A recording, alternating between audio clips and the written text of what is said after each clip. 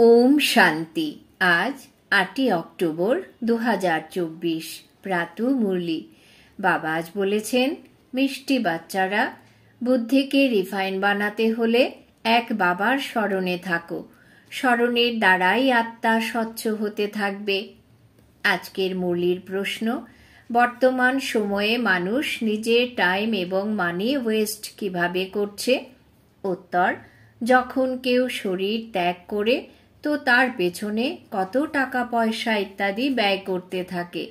যখন কেউ শরীর ত্যাগ করে চলে যায় তখন তার আর কোনো ভ্যালু থাকে না। সেই জন্য তার পেছনে যা কিছু করে তাতে নিজের টাইম আর মানি ওয়েস্ট করে। ওম শান্তি। আত্মিক বাবা বসে আত্মিক বাচ্চাদেরকে বোঝাচ্ছেন। ইনিও এই রকমই বলেন, তাই না? বাবাও বলতে পারেন, দাদা বলতে পারেন। দাদাও বলেন, বাচ্চারা, আত্মিক বাবা তোমাদেরকে পাস্ট, প্রেজেন্ট, ফিউচারের জ্ঞান শোনাচ্ছেন।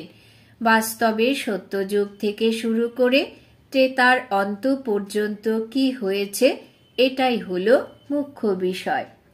এছাড়া দাপর কলিযুগে কে কে এসেছে, কি হয়েছে, তাদের হিস্ট্রি, জিওগ্রাফি তো অনেক আছে।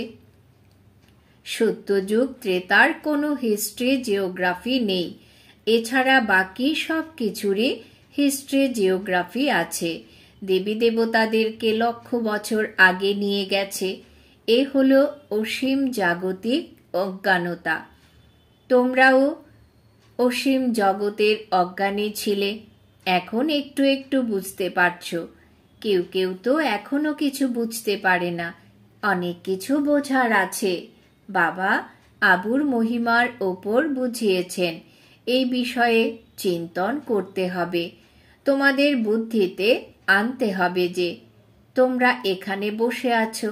তোমাদের স্মরণিক দিলওয়ারা মন্দির কবে তৈরি হয়েছে, কত বছর পর তৈরি হয়েছে? বলা হয় 1250 বছর হয়েছে। তাহলে আর কত বছর বাকি আছে? 3750 বছর আছে। তো তারাও এখনকার স্মরণিক আর বৈকুণ্ঠের স্মরণিক তৈরি করেছে।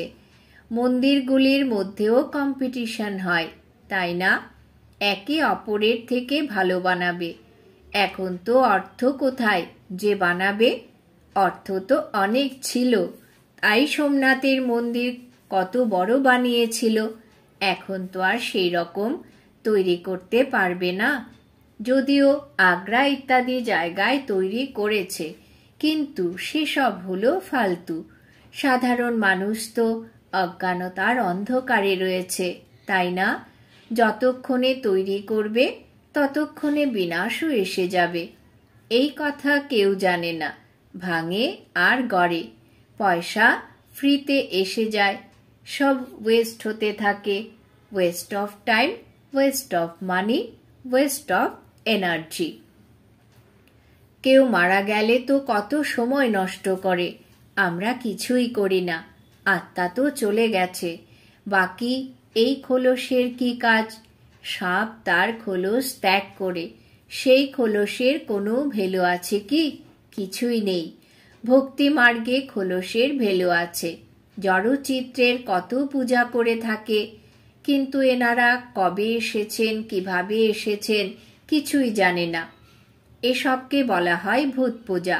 5 তত্ত্বের পূজা করে। তোমরা এটা বোঝো যে এই লক্ষ্মী নারায়ণ স্বর্গে রাজত্ব করতেন। আচ্ছা, 150 বছর আয়ু সম্পূর্ণ হলো, শরীর ত্যাগ করলো, ব্যাস। শরীর তো কোনো কাজের থাকে না, সেখানে মৃত শরীরের কি ভ্যালু থাকবে? আত্মা চলে গেছে, শরীর চণ্ডালদের হাতে দিয়ে দেয়, যা রীতিনীতি সেই অনুসারে দাহ করে। এমন নয় যে তার মাটি নিয়ে উড়িয়ে দেবে নাম প্রখ্যাত করার জন্য। সেসব কিছুই তারা করে না। এখানে তো কত কিছু করে, ব্রাহ্মণ খাওয়ায়, আরও কত কি করে। শরীর তো কোনো কাজের নয়, শরীরকে দাহ করে, তবে চিত্র রেখে দেয়। সেক্ষেত্রেও অ্যাকুরেট চিত্র পাওয়া যায় না। এই আদি দেবের পাথরের মূর্তি থোড়াই অ্যাকুরেট। যখন থেকে পূজা শুরু করেছিল তখনকার পাথর। আসল যেটা ছিল সেটা তো জ্বলে পড়ে শেষ হয়ে গেছে। পরবর্তীকালে ভক্তিমার্গে এইসব মূর্তি তৈরি করেছে। এইসব বিষয়ে চিন্তন তো চলে, তাই না? আবুর মহিমাকে ভালোভাবে প্রসিদ্ধ করতে হবে। তোমরাও এখানে বসে আছো। এখানেই বাবা সমগ্র বিশ্বকে নরক থেকে স্বর্গ বানাচ্ছেন। তাই এটাই হলো সব থেকে উঁচুর থেকেও উঁচু তীর্থ। এখন এতটা ভাবনা নেই, কেবল এক শিবের প্রতি ভাবনা আছে। যেখানেই যাও শিবের মন্দির অবশ্যই পাবে। অমরনাথেও শিবেরই মূর্তি আছে। বলে থাকে শঙ্কর পার্বতীকে অমর কথা শুনিয়েছিল। সেখানে তো কোনো অমর কথা শোনানোর কথাই নেই। সাধারণ মানুষ কিছুই বুঝতে পারে না। এখন তোমরা বুঝতে পারছো, আগে জানতে কি? এখন বাবা আবুর কত মহিমা করছেন। এটা হলো সকল তীর্থের মধ্যে মহান তীর্থ। বাবা তো অনেক বোঝান, কিন্তু যখন অনন্য বাচ্চাদের বুদ্ধিতে বসবে, এখন তো দেহ অভিমান অনেক, জ্ঞান তো অনেক চাই, রিফাইননেস অনেক আনতে হবে। এখন তো খুব কম জনে আছে যার যোগ লাগে। যোগের সাথে নলেজও চাই। এমন নয় যে কেবল যোগে থাকতে হবে, যোগে নলেজ অবশ্যই চাই। দিল্লিতে জ্ঞান বিজ্ঞান ভবন নাম রেখেছে, কিন্তু এর অর্থ কি সেটা থোড়াই জানে। জ্ঞান বিজ্ঞান তো সেকেন্ডের বিষয়, শান্তিধাম সুখধাম। কিন্তু সাধারণ মানুষের মধ্যে এতটুকুও বুদ্ধি নেই, অর্থ থোড়াই বুঝতে পারে। চিন্ময়ানন্দ প্রমুখ কত বড় বড় সন্ন্যাসী আছে, গীতা শোনায়, তাদের কত ফলোয়ার্স। সব থেকে বড় জগৎগুরু হলেন একমাত্র বাবাই। বাবা আর টিচারের থেকেও বড় হয়ে থাকে গুরু। স্ত্রী যেমন কখনো দ্বিতীয় পতি করে না, তেমনি দ্বিতীয় গুরুও করা উচিত নয়। এক গুরু করেছে তো সেই গুরুই তার সদ্গতি করবেন। তাহলে আর অন্য গুরু কেন? সদ্গুরু তো হলেনই এক অসীম জগতের বাবা। তিনি সকলের সদ্গতি করেন। কিন্তু অনেকেই আছে যারা এই কথাগুলিকে একেবারেই বুঝতে পারে না। বাবা বুঝিয়েছেন যে এখন রাজধানী স্থাপন হচ্ছে, তো নম্বরের ক্রমানুসারে হবে, তাই না? কেউ তো বিন্দু মাত্র বুঝতে পারে না। ড্রামাতে পার্ট এরকমই রয়েছে। টিচার তো সব বুঝতে পারেন। যে শরীরের দ্বারা বোঝান তিনিও তো বুঝতে পারেন। এটা তো গুড় জানে, আর গুড়ের বস্তা জানে। গুড় শিব বাবাকে বলা হয়। তিনি সকলের স্থিতিকে জানেন। প্রত্যেকের পড়ার ধরন দেখে বুঝতে পারেন কে কিভাবে পড়ছে, কতখানি সার্ভিস করছে, বাবার সার্ভিস করে নিজের জীবন কতটা সফল করছে। এমন নয় যে এই ব্রহ্মা বাড়িঘর ত্যাগ করেছেন তাই লক্ষ্মী নারায়ণ হচ্ছেন। পরিশ্রম করেছেন, তাই না? এই নলেজ অত্যন্ত শ্রেষ্ঠ। কেউ যদি বাবাকে অবজ্ঞা করে তাহলে একদম পাথর হয়ে যায়। বাবা বুঝিয়েছিলেন যে এটা হলো ইন্দ্রসভা, শিব বাবা জ্ঞান বর্ষণ করছেন। ওনার অবজ্ঞা করলে তার পরিণতি কি তা শাস্ত্রে লেখা আছে, পাথর বুদ্ধি হয়ে গেছে। এই জন্য বাবা সবাইকে লিখতে থাকেন, খুব সাবধানতা অবলম্বন করে কাউকে এখানে নিয়ে আসবে। এমন নয় যে বিকারী অপবিত্র এখানে এসে বসবে। না হলে তো যে নিয়ে আসবে সেই ব্রাহ্মণের ওপরে দোষ পড়ে যাবে। যাকে তাকে এখানে নিয়ে আসবে না। অনেক বড় রেসপন্সিবিলিটি। বাবা হলেন অনেক উঁচুর থেকেও উঁচু। তোমাদেরকে বিশ্বের বাদশাহী প্রদান করছেন, তাই তার কতই নারী গার্ড রাখা উচিত। অনেকেরই মিত্র সম্বন্ধী স্মরণে আসে, বাবার কথা মনে আসে না, ভেতরে ভেতরেই উদ্ভ্রান্ত হতে থাকে। বাবা বোঝাচ্ছেন, এটা হলো আসুরি দুনিয়া, এখন দৈবী দুনিয়া বাবা বলেছেন এখন দৈবী দুনিয়া তৈরি হচ্ছে। আমাদের এইম অবজেক্ট হলো এই লক্ষ্মী নারায়ণ হতে হবে। যা কিছু চিত্র আছে সকলের বায়োগ্রাফিকে তোমরা জানো। সাধারণ মানুষকে বোঝানোর জন্য কত পরিশ্রম করতে হয়। তোমরাও বুঝতে পারো যে এ একটু বুদ্ধিমান, এ তো কিছুই বুঝতে পারে না। বাচ্চারা তোমাদের মধ্যে যারা যতটা জ্ঞান ধারণ করেছে সেই অনুসারেই সার্ভিস করছে। মুখ্য কথাই হলো গীতার ভগবান, সূর্যবংশী দেবী দেবতাদের এই একটাই শাস্ত্র, আলাদা আলাদা নয়। এটা অত্যন্ত বোঝার বিষয়। এই জ্ঞান মার্গেও চলতে চলতে যদি বিকারে পতন হয়ে যায় তাহলে জ্ঞান বয়ে চলে যাবে। অনেক ভালো ভালো আত্মা গিয়ে বিকারী হয়ে গেছে, তাই পাথর বুদ্ধি হয়ে গেছে। এতে অনেক বোধগম্যতা চাই। বাবা যা কিছু বোঝাচ্ছেন সেগুলোকে মন্থন করতে হবে। এখানে তো তোমাদের মনন চিন্তন করা অনেক সহজ, কারণ কোনো লৌকিক কার্য ব্যবহার, হাঙ্গামা ইত্যাদি নেই। বাইরে থাকলে জীবন জীবিকা ইত্যাদির কত চিন্তা থাকে, মায়া ভীষণ তুফানে নিয়ে আসে। এখানে তো একান্তে বসে আছো, তবু বাবা বাচ্চাদেরকে পুরুষার্থ করাতে থাকেন। এই বাবাও অর্থাৎ ব্রহ্মাও হলেন পুরুষার্থী। পুরুষার্থ করান বাবা, এতে বিচার সাগর মন্থন করতে হয়। এখানে তো বাবা বাচ্চাদের সাথে বসে আছেন। যে সম্পূর্ণরূপে সহযোগ দেয় তাকেই সার্ভিসেবল বলা হবে। আর যারা উদ্ভ্রান্ত হয়ে ঘুরতে থাকে তারা তো ক্ষতি করেই, তার সাথে ডিসসার্ভিস করতে থাকে, বিঘ্ন ঘটাতে থাকে। এটা তো জানো, মহারাজা মহারানী হলো, তাদের দাস দাসীও চাই, সেও এখানেই আসবে। সব কিছুই পড়াশোনার উপর নির্ভরশীল। এই শরীরকেও খুশি মনে ত্যাগ করতে হবে। দুঃখের কোনো কথা নেই। পুরুষার্থের জন্য টাইম তো পেয়েছ। জ্ঞান হলো সেকেন্ডের ব্যাপার। বুদ্ধিতে আছে, শিব বাবার থেকে উত্তরাধিকার প্রাপ্ত হয়। অল্প একটুও যদি জ্ঞান শোনে, শিব বাবাকে স্মরণ করে, তাহলে স্বর্গে আসতে পারবে। প্রজা তো অসংখ্য হবে। আমাদের রাজধানী সূর্যবংশী চন্দ্রবংশী এখানেই স্থাপন হচ্ছে।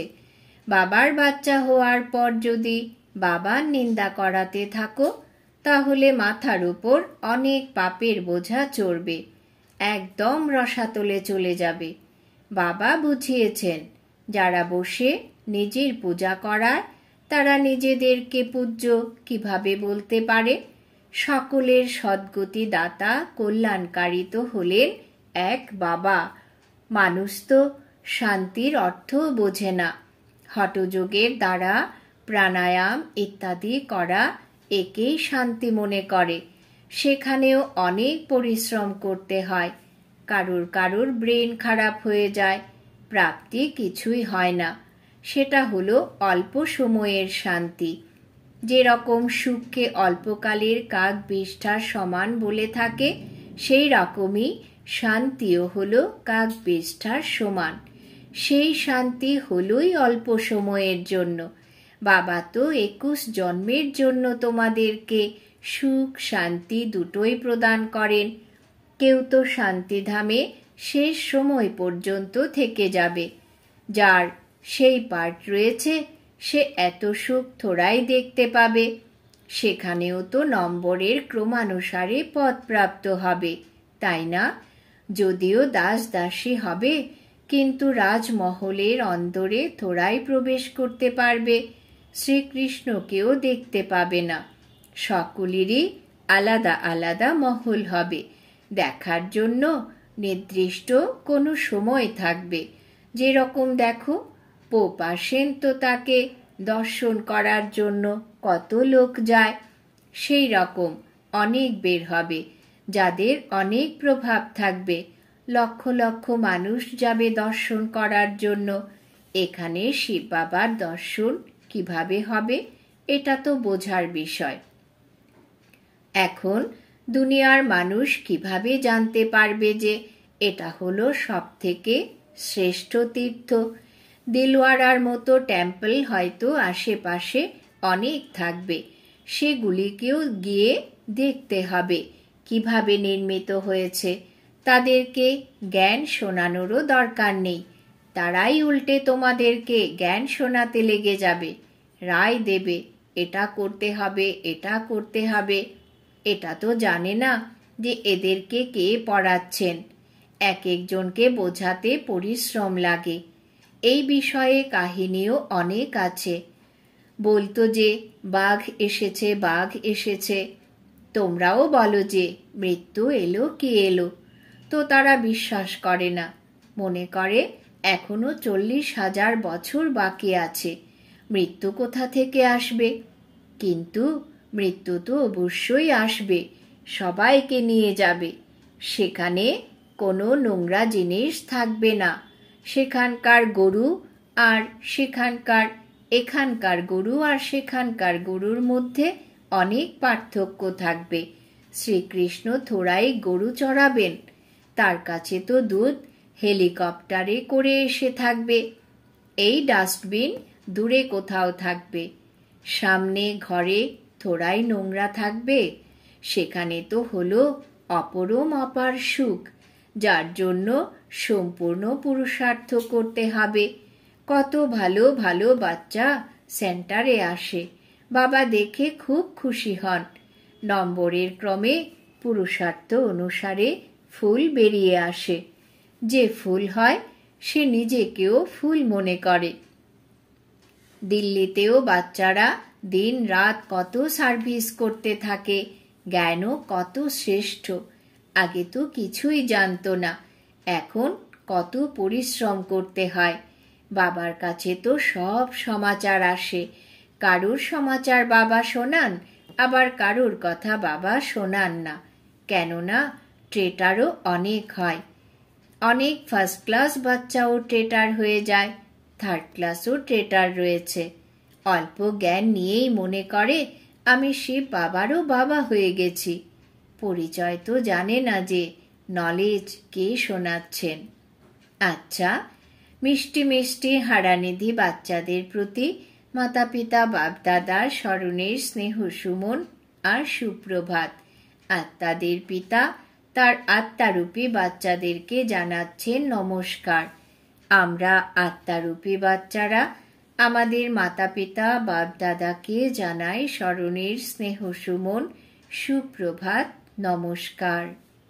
ধারণার জন্যে মুখ্য সার। 1 নম্বর, বিশ্বের বাদশাহী প্রদানকারী বাবাকে অনেক অনেক রিগার্ড করতে হবে। বাবার সার্ভিসে নিজের জীবন সফল করতে হবে। পড়াশোনার উপরে সম্পূর্ণ মনোসংযোগ করতে হবে। 2 নম্বর, বাবার থেকে যা কিছু জ্ঞান পেয়েছ তার উপরে বিচার সাগর মন্থন করতে হবে। কখনো বিঘ্নরূপ হবে না, ডিসসার্ভিস করবে না, অহংকার করবে না। বরদান। বাবাজ বরদান দিয়েছেন 4 সাবজেক্টেই বাবার মন পছন্দের মার্কস প্রাপ্তকারী হৃদয় সিংহাসনাসীন ভব। 4 সাবজেক্টেই বাবার মন পছন্দের মার্কস প্রাপ্তকারী হৃদয় সিংহাসনাসীন ভব। ব্যাখ্যা: যে বাচ্চারা 4টি সাবজেক্টেই ভালো মার্কস প্রাপ্ত করে, আদি থেকে অন্ত পর্যন্ত ভালো নম্বর নিয়ে পাশ করে, তাদেরকেই পাস উইথ অনার বলা হয়। মাঝে মধ্যে মার্কস কমে যায়, পরে আবার মেকআপ করে নেবে, এমন নয়। কিন্তু সকল সাবজেক্টে বাবার হৃদয় পছন্দই হৃদয় সিংহাসনাসীন হয়। তার সাথে সাথে ব্রাহ্মণ সংসারে সকলের প্রিয় সকলের সহযোগী, সকলের সম্মান প্রাপ্তকারী হৃদয় সিংহাসনাসীন তথা রাজ্য সিংহাসনাসীন হয়। স্লোগান: দিলরুবা হলো সে যার হৃদয়ে সর্বদাই এই অনন্ত গীত বাজতে থাকে যে আমি বাবার, বাবা আমার। দিলরুবা হলো সে যার হৃদয়ে সর্বদাই এই অনন্ত গীত বাজতে থাকে যে আমি বাবার, বাবা আমার। আজকের সমান আমি বাপ-দাদার হৃদয় সিংহাসনাসীন তথা রাজ্য সিংহাসনাসীন আত্মা। ওম শান্তি।